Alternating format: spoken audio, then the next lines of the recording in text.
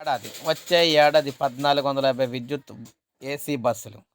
వీటిలో పల్లి వెలుగులైనా సరే ఏసీతోనే నడపాలి. కేంద్ర సాయంతో మరో 1050 విద్యుత్ బస్సులు.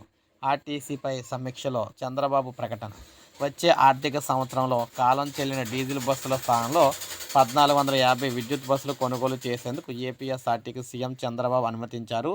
చెల్లిన బస్సుల్లో పల్లె వెలుగు ఉంటే వాటి స్థానంలో తీసుకునే ఏసీ విద్యుత్ బస్సులను పల్లె వెలుగుగానే నడపాలని ఆదేశించారు. వచ్చే 5 ఏళ్లలో అన్ని విద్యుత్ బస్సులే తీసుకోవాలని స్పష్టం చేశారు. ఆర్టీసీలో ప్రవేశపెట్టే విద్యుత్ బస్సులపై సీఎం చంద్రబాబు సచివాలయంలో సమీక్షించారు. ఈ సందర్భంగా రానున్న 5 ఏళ్లలో 8819 డీజిల్ బస్సుల స్థానంలో విద్యుత్ బస్సులు ప్రవేశపెట్టేందుకు సీఎం అనుమతినిచ్చారు.